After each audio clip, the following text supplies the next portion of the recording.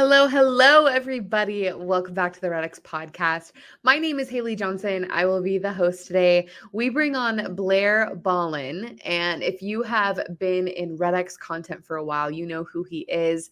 He is an agent. He has been an agent for the last 25 years. He's been in real estate. And he is a rock star when it comes to prospecting and building a community and all of that stuff. Today we talk specifically about building a community. He had built a Facebook group that now has about 30,000 people in it that is local to his community, that he is the runner of, and has created so many amazing connections and has really built a successful avenue for leads. He talks about how that wasn't his main motivator, but that is something that has come out of building a community, that he's able to be the neighborhood expert that people call, because he is the creator of this amazing group that is in North Phoenix. So if you want to hear about how he built that group, how he generates leads from it, and how he's been successful with it, that is what we talk about for the next 30 minutes of your time. It's amazing. Before we get into that, I do want to share, if you are interested in other social media strategies, we have our listing strategies for 2024, our prospecting with social media ebook. This just goes into how you can consistently get listings through social media, and gives a lot of great ideas on how to implement a solid strategy through social media. So if you are lacking in the social media space and need to up your game, or you really just want to elevate what you're currently doing, that ebook is a great option. You just need to go to redx.com/social-media-ebook. And we'll have that linked below so that you don't have to put that in anywhere. And that gives a lot of great information.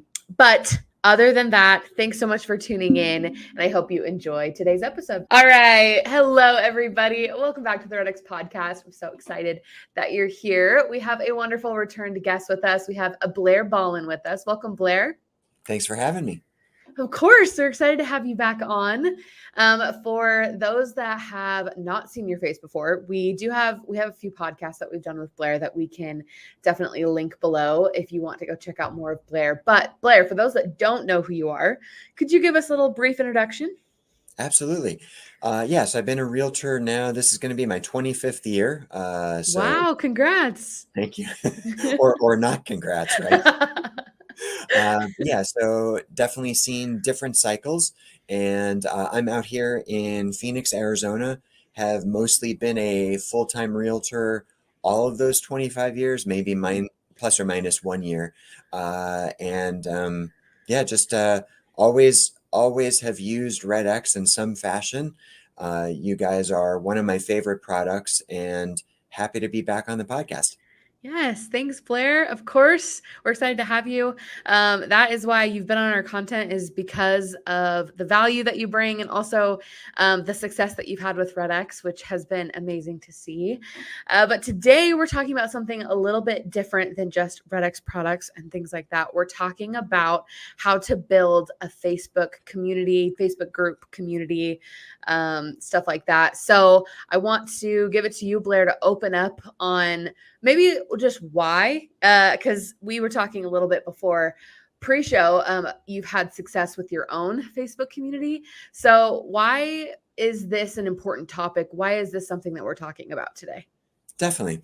So, and this is something I'm super passionate about, which I'll talk about in a little bit. But the background on it was I had a real estate coach at the time, and Zillow and Realtor.com leads are basically still in existence for the most part at time of this podcast.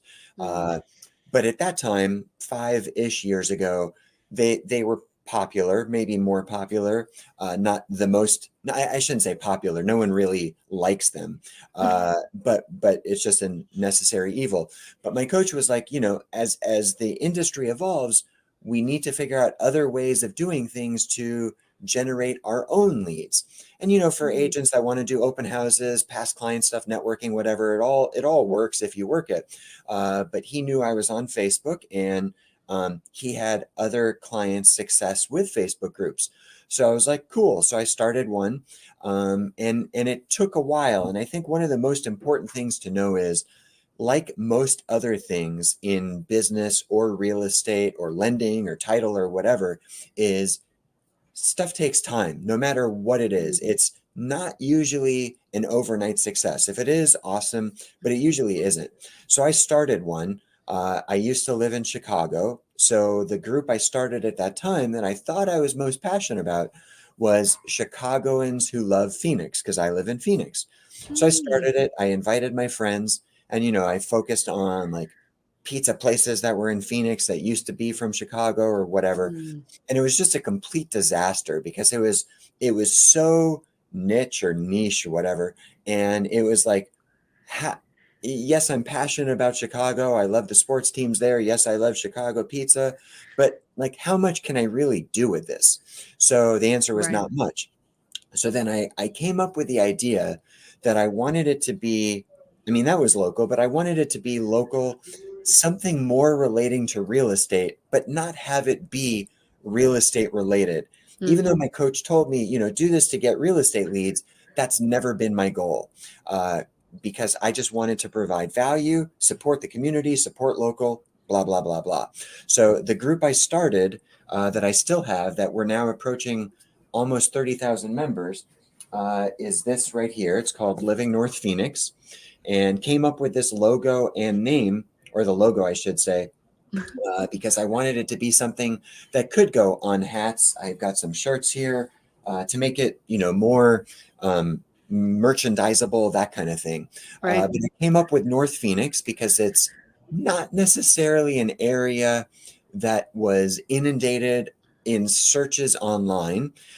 It wasn't being done anywhere in Facebook. And the living part seemed to be popular then as it is now. So Living Mm, North Phoenix was born. And the mission behind it, or vision, I should say, was really just to have a community that supports local, brings people together in a drama-free way.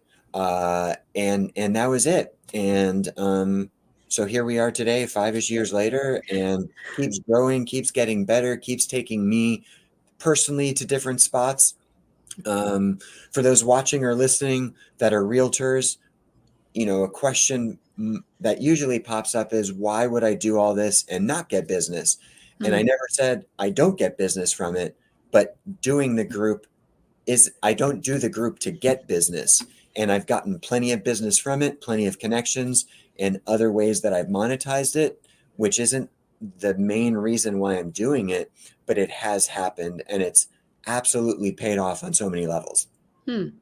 Yeah, I think that that's inevitable when you create something that brings the community together. Obviously, that is going to put your name out there. You're going to be able to connect with people in your community. So, of course, like naturally, you being a realtor, that will come up, and people will ask you for business or want to do business with you. So, I think naturally that is something that can happen.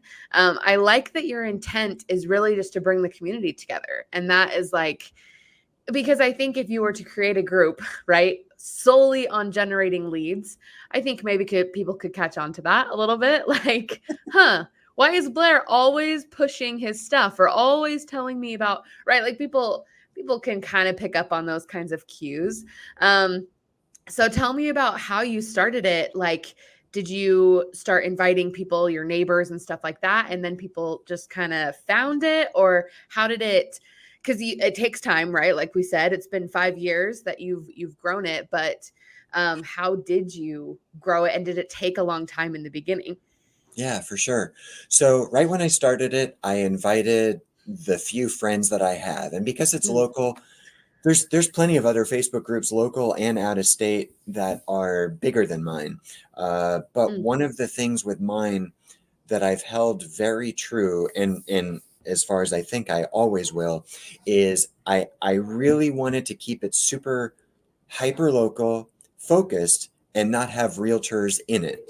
That was one of mm, my goals from the beginning. Nothing against realtors, other than my experience has been that I have a very highly engaged group.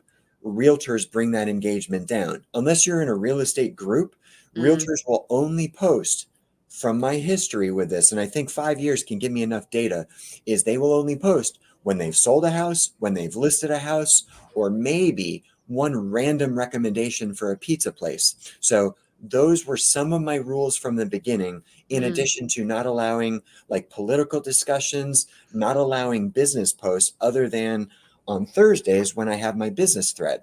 So as far as starting the group, mm, I invited a couple of my local friends. They invited theirs. And Facebook has changed so much and it continues to change. So some of these methods might be a little bit different. But basically, I was going to local yard sale groups. And I didn't want this to be the focus in my group, but mm, I would literally go to a group, see someone selling their washer dryer, and then I would message them and say, hey, I've got this local group, go sell your washer dryer in there, and then they would join or not. And I would just keep doing that. And then it took me probably about 5 months or so. And I was stuck at about 300 members and mm, it just wouldn't grow. And it was there for quite a while. And then about the year mark hit, and I found a local insurance agent that was very involved with, or is involved with BNI Networking Association, and we came across each other, had some mutual friends. I told him what my vision was. He loved it because it wasn't a real estate group. And he joined. And I think it was on, if I remember correctly, a Tuesday. We were at 300 members. We went to 1,000, I want to say, by the next day. And then we were at 3,000 by the end of the week on Friday, because he had invited people, and then because they had their local networks, they invited their people. Now, these mm, days, Facebook might not allow you inviting that many people at one time. So if anyone's looking to grow their group or start it, I wouldn't recommend that strategy. You could still do it, but less invites. But anyway, mhm. we got to 3,000 within a week right after that or so.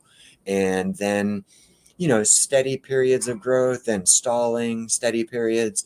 We were then got to 12,000 or so, which was the first of 2023. And then by the end of 2023, we basically doubled to 26. And then now we're at 29, 30,000, somewhere in there. Wow. So, which is amazing. Like having that many people in a group is amazing, but would you agree that engagement is more important? Like you've gone to I'm sure you're in groups. I'm in groups. There's one group I'm in part of that it has 400,000 people in it and nobody posts in it, right? So it's like while you can have a lot of people, engagement is really important. How did like is your group well engaged and how do you foster that? Yeah. So, to start it, what I wanted to do was just post anything and everything.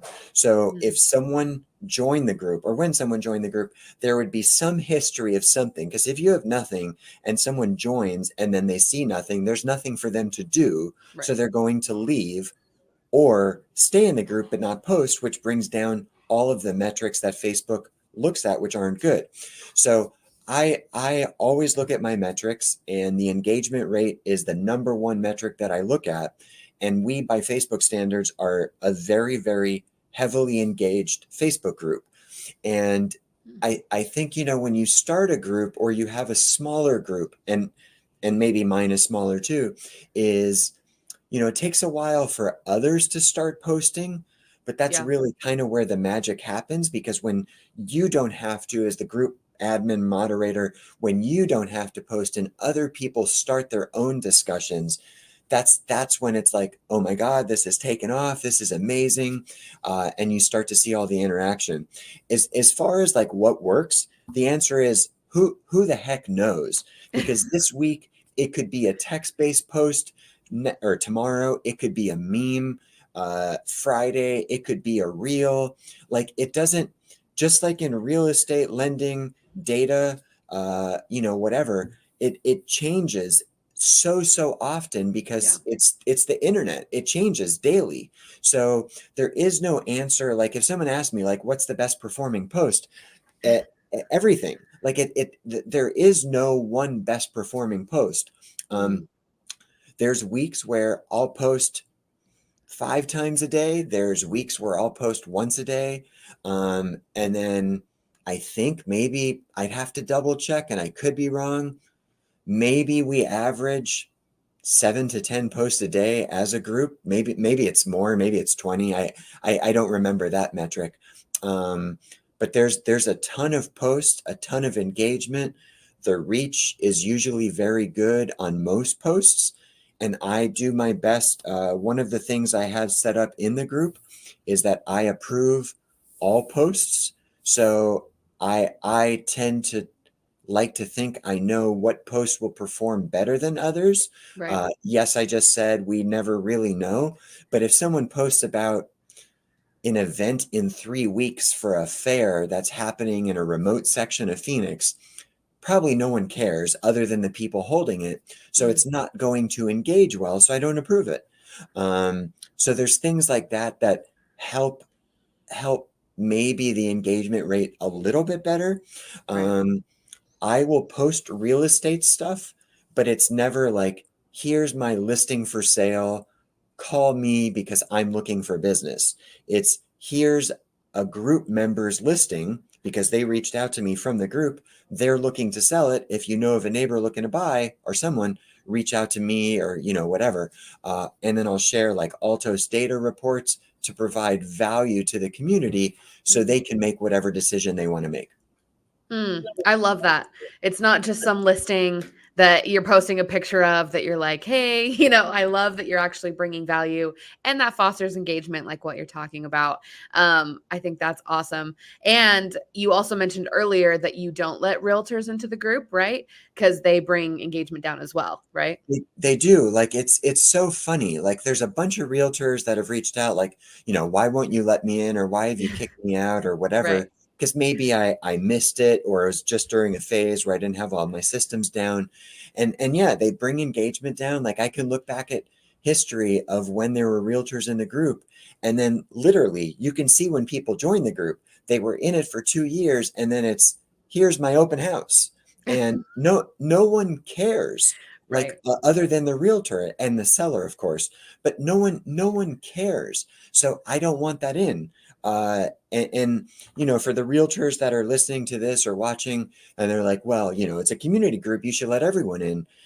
My answer to that is, I while this isn't my lead generation, my only, or I don't use it as a sole basis for lead generation, it is my CRM. People message me all the Mm. time, or a CRM, and I get messages all the time about all these different things. There's a popular CRM out there called Follow Up Boss. RedX has a CRM. Give me your logins to your CRMs and give me all of your information and then see what your answer is and then figure out if it's Oh, really me right. being the problem here because my group is my CRM or a CRM. Yeah. So it's no different. In my opinion, those realtors might get upset with me and so be it. I don't really care. It's my group. Go start your own. Today's podcast is brought to you by RedX's Prospecting Bootcamp. If you're looking to hone your prospecting skills, overcome objections, and consistently pack your pipeline in any market, then RedX's Prospecting Bootcamp is for you. In this 3-day action-packed bootcamp, you'll master the skills necessary to set listing appointments with RedX. The bootcamp includes live script roleplay practice, objection handler training, tips to overcome your fear of prospecting, and much more. It's sure to give you the necessary tools and skills to convert more leads into appointments and appointments into listings.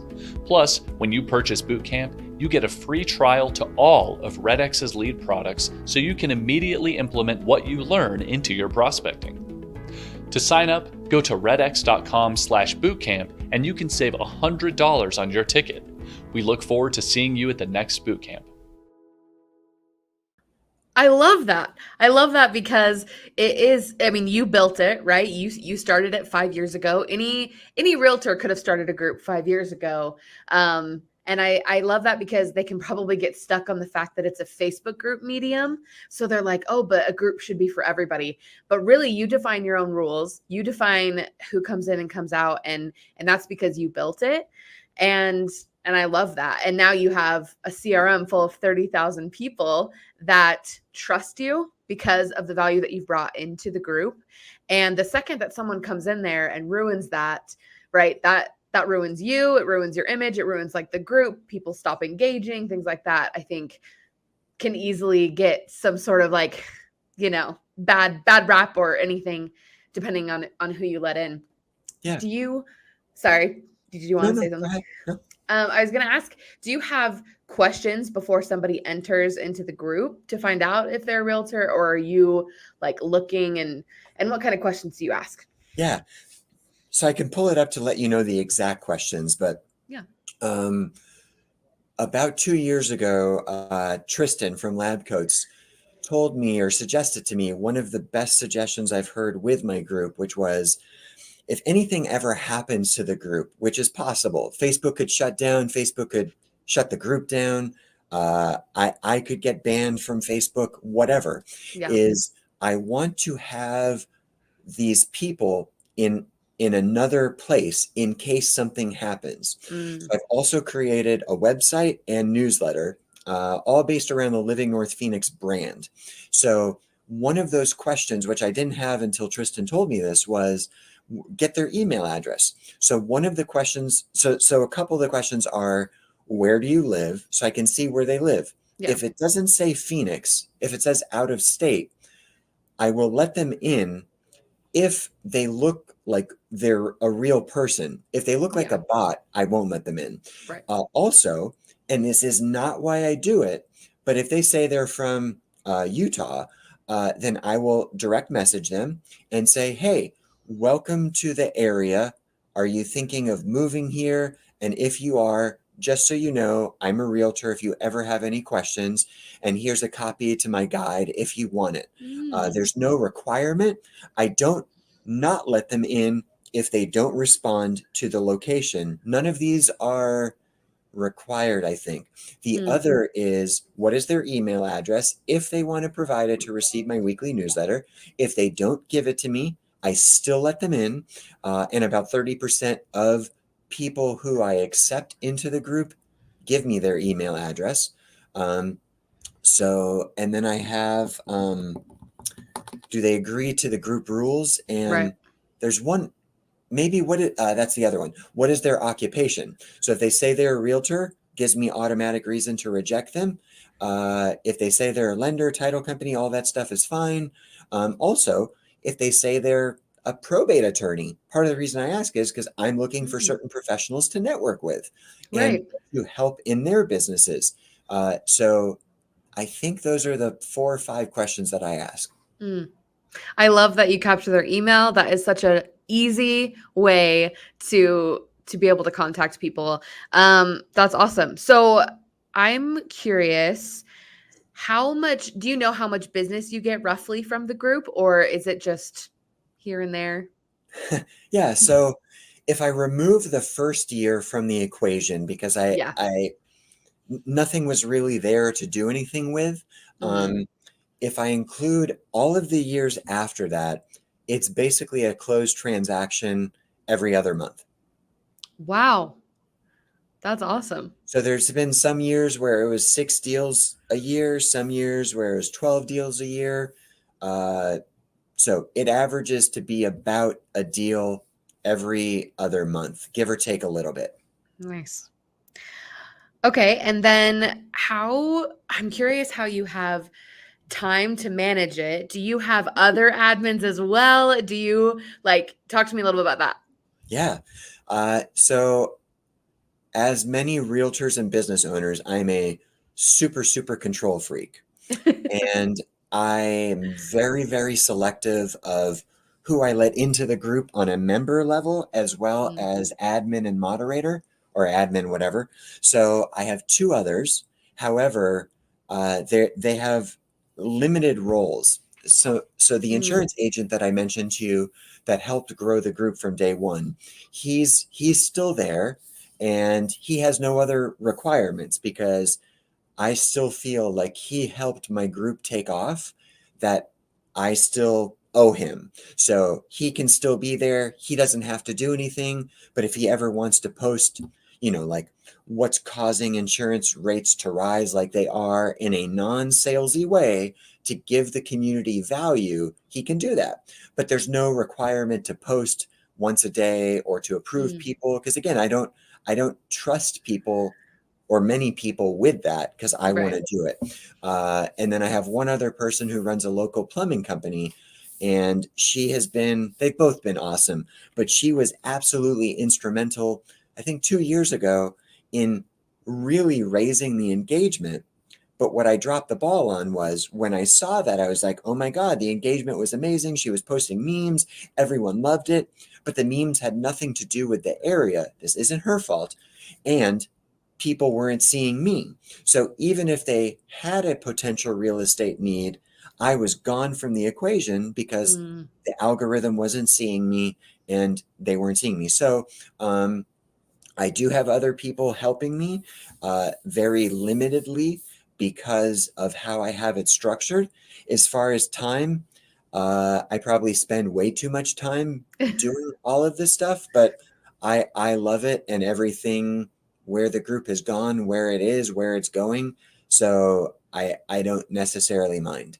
mm. Yeah, and if it's generating business too, like it just makes sense to spend time there, and to continue growing it and stuff. Yeah. How often would you say you're bringing up the topic of real estate? Is this a daily thing? What would you say? I'd say I try to post Altos type stuff 3-ish times a week, maybe every other day. Nice. Yeah. So regular enough that people are thinking about it and know that you're the expert when it comes to real estate without it being too in their face, right? Yeah, and I will say, like, there were times where I would post property tours that were in reel formats and they were or reels format and they were doing Mm, very well from the engagement standpoint. Um, and that's direct real estate stuff. right. There's times where I'll post a picture of a house from 5 years ago and say, guess the price kind of thing. Mm, Um, I'm starting to get more into posting about area related stuff. So, if there's an area called Arrowhead Ranch, like this morning I was there, property tours, area tours, restaurant information, business information. So still about real estate, but kind of in a different type of sense. So if someone's in the group that's looking to move here, they can see it, but also more importantly, trying to multi-purpose use that across other channels. So mm, I don't have to worry about what can I post on Instagram today? What can I post on TikTok, YouTube, my website, the newsletter? So trying to find other things to post across other channels that aren't like, hey, this is a home tour in Arrowhead Ranch, buy this home. That's not what I say at all. It's here's the tour. And you guys look at it and it's not even like call me with questions. It's just here's the tour. mm. Just a piece of content for people to enjoy. Totally. And people and the more expensive house it is, the more people love to talk about everything. Like, that Yeah. kitchen is amazing or that backyard's incredible or I wouldn't do that type of finish is in my house. They love to comment. It's social media. They're behind a screen and keyboard. So people love it and it's very engaging. I bet that makes sense to me. I want to hear about your event that you just that you just put on. You told me a little bit pre-show that it's your first event, right? That you've hosted. So talk to me about that. Yeah, thank you. Thank you for allowing me to talk about it because it was something that I was super passionate about and culminated, it was about a month ago, culminated with these people that trusted me with everything from the consumer Mm, standpoint to show up, enjoy what was there, and then the business owners that trusted me enough to say, we're going to pay you money because we know that you're going to deliver this experience. So mm, the event was called Valley Palooza. The website's out there, valleypalooza.com. And it was an idea that started with my daughter and I. My daughter's 13. We went to dinner one night. We were like, hey, we should have an event with like a live band, food trucks, local vendors selling like candles, soaps, that kind of thing. yeah. And then bouncy houses. So we did that. It took place at a community college. We charged admission. it'll be an annual event. Next year, we're not going to charge admission. And for our first event, about 1,000 people showed up. For the realtors and lenders out there, direct mail works because this drove Yes. about 30% of the people that showed up because we asked them, or we tried to ask Wow. them. And they went out, these flyers went out by EDDM about a week and a half before the event.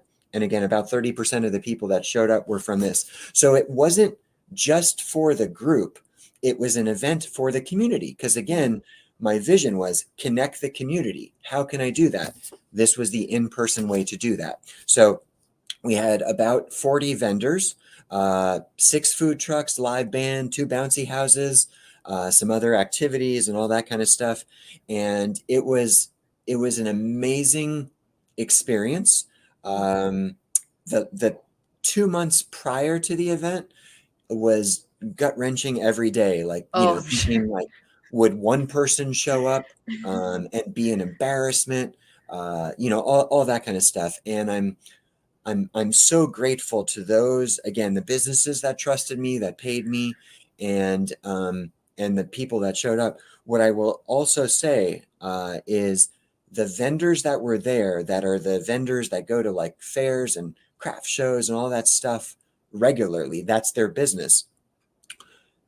Multiple vendors told me and some of the other staff that I had, they were so impressed and surprised by how engaged the consumer was. They were like, this doesn't happen at other events. Now, again, not everyone there was from the Facebook group, Yeah. but it was truly, and this isn't like my ego talking, or if it is, it's not meant to be, is this was a test, or this was because we are a highly engaged community that cares and wants to support each other. So when that consumer showed up, even if they weren't from the group, and they showed up at the table with the candles, they were going to have a deeper conversation other than just, wow, look at that candle, and then walk away. And it was so cool to hear it. Right after the event, a bunch of us went to a local brewery and we talked about it, and I brought that up and they were like, you're absolutely right. This is our engaged special community that is just so special. So the day after the event, I literally was going through withdrawal because I was like, I want another one, and I got one today, and it was one of the most special times in my life. Oh, that has to be so fulfilling to It, bring your community together like that. and fulfilling is 100% the right word, because I stood there and I started to cry because I was like, this is so amazing. Like, Yeah. all these people just here because this one idea I had one day 5 years ago to try to connect the community, and here they are. And now I want to do it I wanted to do it every year, but on a bigger scale. And how can I help more people? Blah, blah, blah, blah. I love that. I think that is something about real estate that is such a cool opportunity, is bringing together the community. We talk about being the local expert all the time, right? And trying to, like, you call geo leads and you call people up and you want to be the neighborhood expert and all of this stuff. But like what you're saying, and building a community through your group and then through your event, like, you are really wanting to bring people together because you love the community, and that's what real estate's about. That's what everything is about. And I love that. We're almost out of time here, but I wanted to ask you one last question for an agent who hears this, who is like, I want to do this. I want to get started. Is there any other advice that you would give somebody to be able to replicate what you've done? So a couple things. The first would be, it's going to take time. And like other things, it might be, testing this mailer, doing a different one. It's testing. Is it the right group name, group, whatever? Is making sure you have the right passion behind it. Mine was not real estate driven. Yours could be. You could do it to collect, referrals across the country. But if you're looking for a community group, it takes time.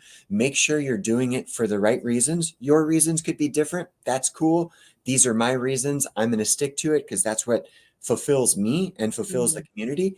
Beyond that, reach out to me. Like, I'm here to help, because this this bigger picture is to improve communities. Really, this isn't meant to sound sappy, but to improve communities across the country. That's what I want to see it do. And anything I can do to help be a part of that, I will, because this and my group and the people and connections that I have and have had mean the world to me. I love that. Blair, for people that do want to reach out to you, where can they reach you?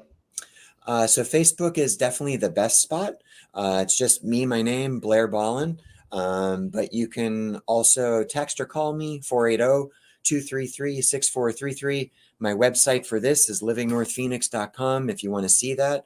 If you try to join the group and you're a realtor, don't mean to be rude, but I'm not going to let you in. But yeah, you can find me on Facebook is the best spot. Love it. Awesome. Blair, thank you so much for coming and sharing your experiences with us.